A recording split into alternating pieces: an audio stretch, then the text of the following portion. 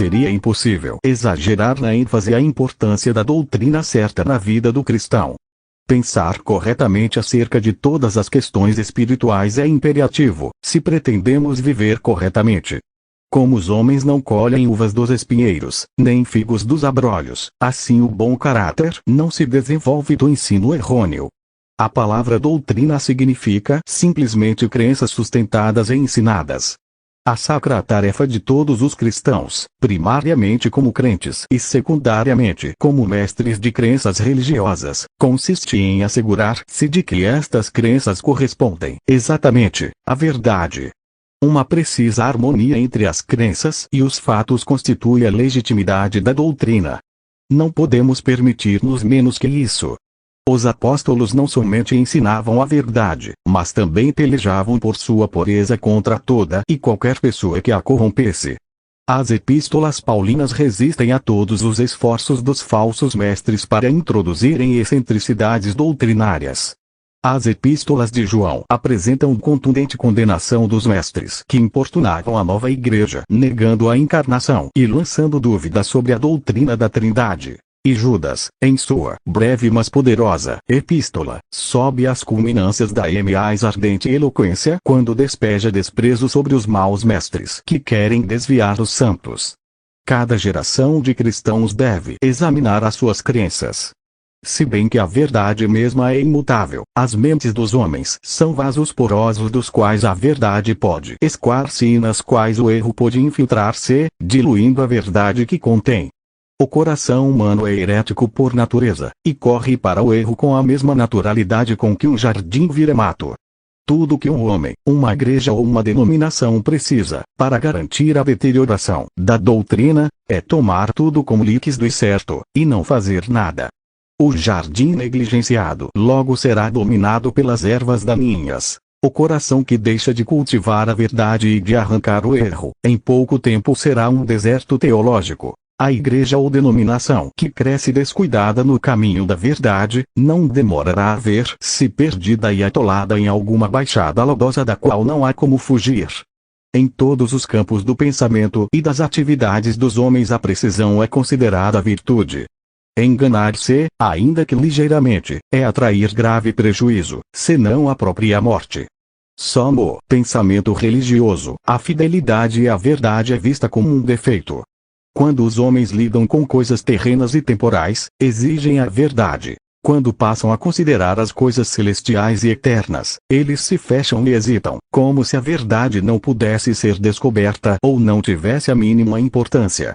Montaigne dizia que o mentiroso é valente para com Deus e covarde para com os homens, pois o mentiroso enfrenta Deus e cede aos homens. Não é isso uma simples prova da incredulidade? Não equivale a dizer que o mentiroso crê nos homens mas não está convencido da existência de Deus, e está disposto a arriscar-se ao desagrado de um Deus que talvez não exista, e não ao desagrado do homem, que obviamente existe. Penso também que, por trás do descuido humano em religião, está essa incredulidade básica e profunda.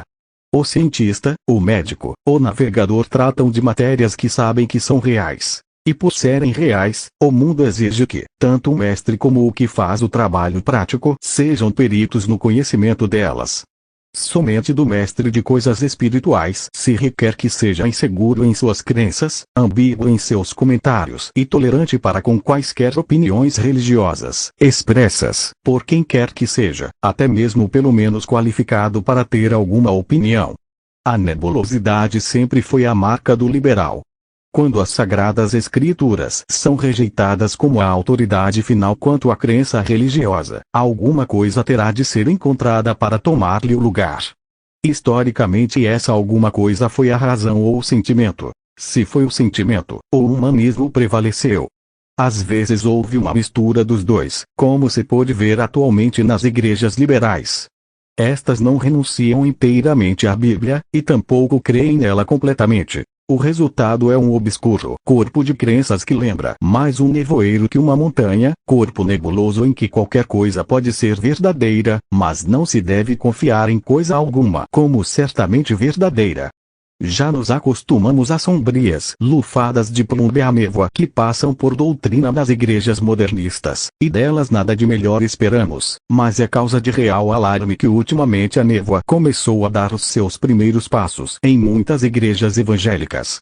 De algumas fontes anteriormente inatacáveis estão vindo agora vagos pronunciamentos que consistem numa tímida mescla de escritura, ciência e sentimento humano que não faz jus a nenhum dos seus ingredientes, porque cada qual se presta para anular os outros.